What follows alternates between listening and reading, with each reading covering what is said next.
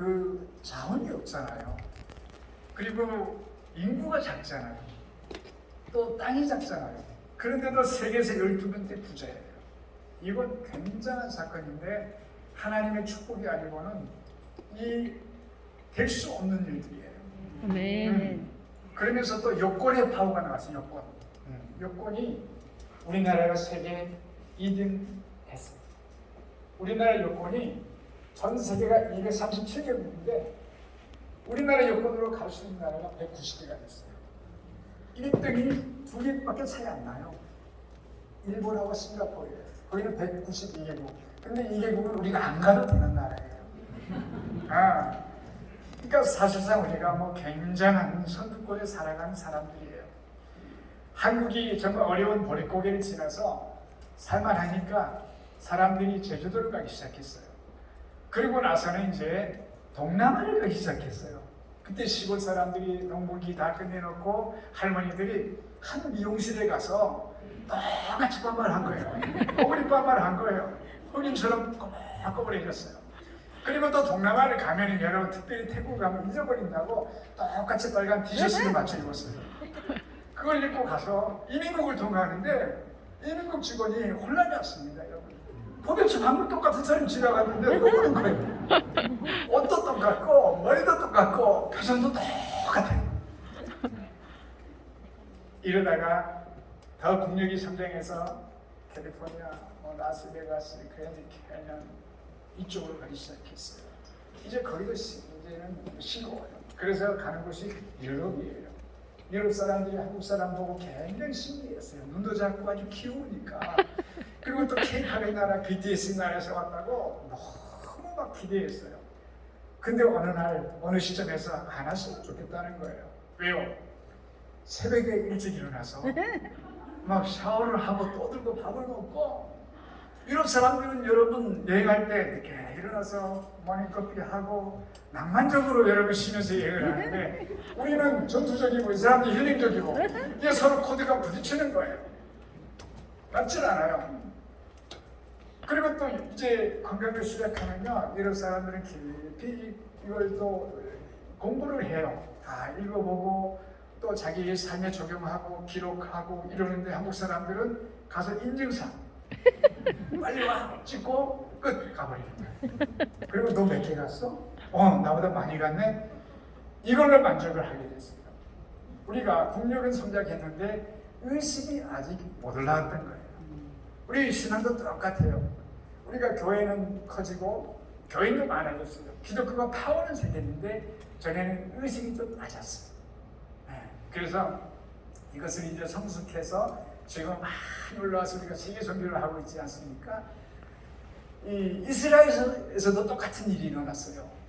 이 한국 사람이 사실은 이스라엘 선지순례의 큰 고객이에요. 엄청나게 가지 않습니까? 단체로 가지 않습니까? 생사람들이 개인적으로 다니는데 우리는 왔다면 못하지. 현금이에요. 쓰는 거예요. 그래서 한국 사람을 위한 단체 식당들이 많이 생겼습니다. 이게 돈줄입니다. 그런데 이건 사실입니다, 여러분. 선교사는 믿어요. 여러분 모르겠어요? 2017년에 100년 만에 가장 큰 가뭄이 이스라엘을 찾아왔어요. 도대체 원인을 모르겠어요. 나무들이 비틀어지고 가축이 물이 없어서 죽어가고 사람도 마실 물이 없어요. 그래서 이 농림부 장관이 직접 나섰어요.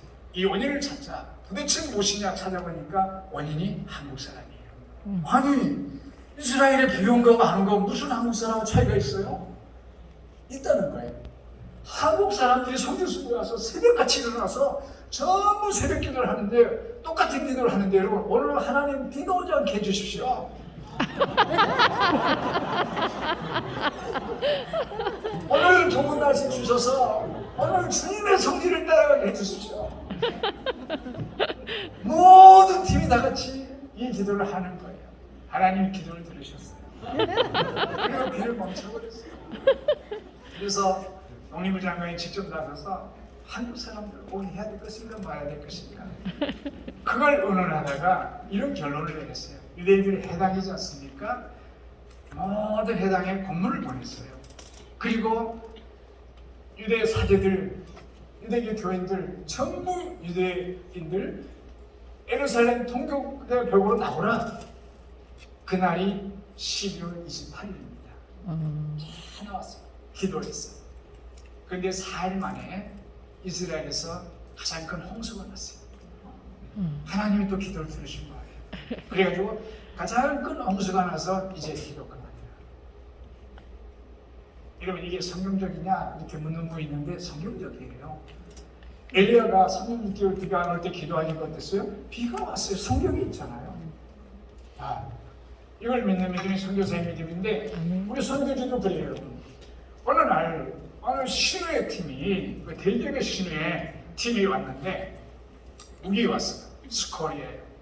스콜 기간에는 말레이시아 비는 줄기가 아니에요. 폭포처럼 내려요. 우리 원주민 교회가 보통 벽돌 쌓고 그냥 양철만 이렇게 지붕을 있는데 비가 오면 그 양철 소리가 총소리 같아요. 폭포가 떨어지면 어떠겠어요?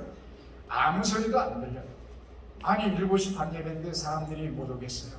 이 스콜은 5분 10분이면 끝나는데 30분 1시간이 돼도 비가 계속 내리는 거예요. 그래서 이리 와보라 줄 서라고 그랬어요.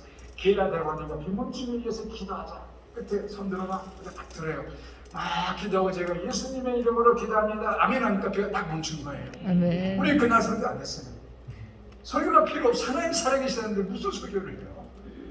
난리가 났어요. 뛰고 의자 다 밀어버리고 춤을 추고 그 신뢰들이 눈물을 펑펑 흘리고 여기에서 하나님을 체험하는 여러분들이 10년을 왔어요. 그것도 1년에 2번씩 겨울 여름 2번씩 10년을 와서 선교를 했어요. 하나님을 체험하니까 오지 말라 해도 오더라고요. 하나님을 체험하니까 성교 와서 일하지 말라 해도 막 나가서 뛰어 사는 거예요. 그리고 2번째 말이 왔어요. 우리 깜빠라는 말이에요. 똑같아요. 그 시간에 비가 와요. 그래서 내가 이 기도가 아니 그렇게도 믿음이 없으니까 교회들 다 잊어버리잖아요. 오늘 설교 은혜 받아도 또 한 달 되면 잊어버리잖아요. 아니 어제 한 일을 다 잊어버리고 근심 충만해가지고 있는 거예요. 제가 막 야단쳤어요. 아니 어제 봤잖아요 하나님. 그래서 또 기도했어요. 예수님의 이름으로 기도합니다 아멘 했더니 이번에는 비가 멈추는 거예요. 더 센 걸 거예요.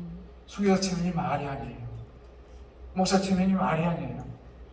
하나님 이거 도대체 어떻게 수습하려고 그러십니까? 아니 하나님 여기 세워놓고 왜 이러십니까? 막 이런 말이 나오는 거예요. 내가 창피해가지고 맨 뒷칸에 가서 밖을 이렇게 보고 있었어요. 정말 보고가 내려요. 시간이 가도 멈추질 않아요. 그런데 뭐 시커먼 물체가 빗속으로 지나갔어요. 그러더니 교회로 들어오는 거예요. 원주민들은 여러분 옷이 귀해요. 저녁에 옷을 젖어버리면 잠자리가 불편하니까 밤에 비가 오면 안 나가요. 그런데 원주민들이 바나나 잎을 꺾어서 그걸 쓰고 교회로 들어오는 거예요. 그렇게 갇혔어요. 여러분 비를 멈춰준 것이 더 큰 응답입니까? 아니면 비를 뚫고 나갈 수 있는 능력을 주신 게 더 큰 응답입니까? 우리가 시야가 굉장히 큰 시야적이에요. 당장 아무것도 당장 하나님의 축복, 당장 자녀가 이것만을 바라는데 여러분 그렇지 않아요. 하나님의 작전은 길어요. 깊이가 있어요. 그래가지고 원주민들이 막 찼어요. 소리가 막 안 들리니까 그냥 찬양만 하는 거예요. 찬양이 여러분 내 소리가 많이 안 들리니까 신나기만요 더. 너 안 들리니까 막 자기가 멋대로 찬양합니다. 또 춤을 추는데 자기 멋대로 춥니다. 거기에서 능력이 업그레이드 되더라고요. 나를 제한했던 것이 풀어져 보이더라고요. 목이 다셨어요. 나 저 사람 찬송 안 들었거든요. 목이 다셨어요. 최선을 다했던 거예요. 이렇게 갔는데 이분들이 또 한 6, 7년 지났는데 계속 오셨어요. 이번에는 굉장히 먼 거리 걸어가는 거예요. 전 집사님 그 말을 굉장히 좋아해요. 왜냐면 배낭길 걸어가니까 호수 고둥이라는 말이에요. 걸어갔는데 쫙 마을 앞에 평지예요. 그늘을 피할 곳이 없어요. 이게 적도입니다, 여러분. 이분들이 하나님을 체험했기 때문에 이 선교 와서 너무 막 충만하니까 그 태양 아래서 적도의 태양 아래서 아이들을 불러다가 원주민들하고 선교를 하는 거예요. 근데 자매가 쓰러져요. 그냥 태양이 너무 강하기 때문에. 그래서 한 자매가 그래요. 선교사님, 우리 구름 기둥을 만들도록 기도해 주세요. 아, 제가 한번 먹었어요.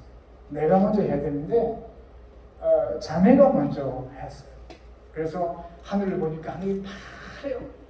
태양이 얼마나 강한지 눈으로 볼 수가 없어요. 구름 한 점이 없어요. 그러면 우리가 손을 향해서 태양을 향해서 기도하자. 그러면서 전부 기도했어요. 어디서 하얀 손바닥만한 주먹만한 이런 구름이 오더니 태양이 딱 멈추는 거예요. 그리고 또 한 조각이 오는 거예요. 또 한 조각이 오는 거예요. 그리고 태양을 딱 가려주는 거예요. 다 무릎 꿇었어요. 맨 땅에 무릎 꿇고 하나님 살아계시다. 이게 선교사의 믿음이에요. 아멘. 오늘 제가 굉장히 훌륭한, 어쩌면 우리 역사에서 가장 훌륭한 선교사님 한 분을 소개하려고 그래요. 저보다 유명해요, 여러분. 이분의 삶을 12가지로 제가 적어왔는데 감옥 밀고 보냈어요. 저과 친구, 선교사님이. 그리고 돌에 맞아서 죽었다고 밖에다 버려버렸어요. 거기서 꿈틀거리면서 살아났어요.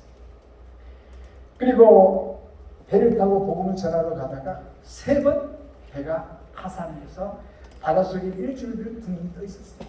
그러다 어쩌다가 구조가 됐어요. 죽으면서 살아온 거죠. 강을 건너다가 물에 침몰해서 쓸려가다가 어디에 걸려서 또 살아났어요. 또 산을 넘다가 강도를 만나서 죽게 얻어맞고 옷까지 다 뺏겼어요. 그리고 동족에게 한국 사람이에 매를 5번을 맞았는데 죽기 전까지 맞은 거예요. 동족에게 맞고요. 또 3번을 태장으로 맞았어요. 태장이 뭐냐면 흰 줄에다가 끝에다가 낚시 갈고리를 달아요. 납덩어리를 달아요. 탁 치면 이게 걸려가 보면서 살점을 탁 찍어서 뜯어내는 거예요. 이게 태장인데 그것을 3번을 당했어요. 엄청난 고통이고 줄이고 목마르고 춥고 자지 못하고 굶주리고 헐벗었노라. 그래서 내가 동족에게 도망을 갔습니다. 우리나라로 도망온 거예요. 동족이 가만두지 않습니다. 그래서 또 밖으로 비난을 가니까 이번에 이방인들이 가만두지 않습니다. 갈 곳이 없어요. 그래서 도시 속으로 군중 속으로 숨었어요. 거기서도 가만두지 않습니다. 그래서 광야로 도망갔어요. 산속으로 도망갔는데 거기서도 가만두지 않습니다. 그리고 최후에는 사형까지 받았어요. 그리고 마지막에 고백하기를 고린도서 1장 8절에 산소망까지 끊어졌다. 더 이상 내가 못하겠어. 이게 바울이에요. 위대한가요? 고난의 덩어리였어요. 그러면 엄청난 성화가 됐겠죠. 이 과정을 겪었으니까 아프고 나면 우리가 성숙해지잖아요. 한 단계 성장하는데 이런 고난을 겪었으니까 얼마나 신앙이 컸겠어요. 아주 성자가 됐겠죠. 그런데 여러분 충격적인 고백이네요. 오늘 보면 오라나는 공부한 사람입니다. 이 상황에서 누가 나를 건져내냐. 내가 현대말로 세속적인 말로 하면 나 죽겠다. 나 좀 살려줘. 나 미치겠어. 나 돌아버리겠어. 그런 표현이에요. 아니 이런 산전수전 다 겪은 사람이 뭐 때문에 나 죽겠다고 할까요? 죄 때문에. 자기 마음에 자기 육신 속에 2 사람이 있다는 거예요. 죄의 사람과 영의 사람이 있다는 거예요. 율법의 사람과 성령의 사람이 있다는 거예요.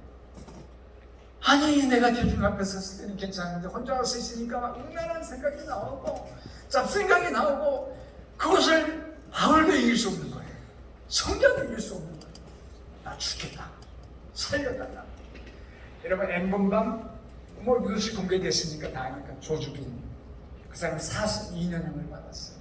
얼마나 악랄했냐면 청소년들에게 미성년자들에게 너 알바 시켜줄게. 너 인증 주면 그 번호 보내. 그래가지고 다 신상을 털어서 너 옷 벗어봐 사진 찍고 그걸로 이제 돈 뜯어내고 악랄했어요. 용서가 안 될 짓을 했어요. 42년형을 받았다니까요. 악랄하죠. 100% 안다는 게 아니에요. 이 사람이 또 육의 사람이지만 영의 부분이 있어요. 이 사람이 고아원에 신실한 봉사가 있어요. 고아원에 가서 봉사하고 거기 가서 섬기는 착한 일이 있어요. 누구든지 똑같아요.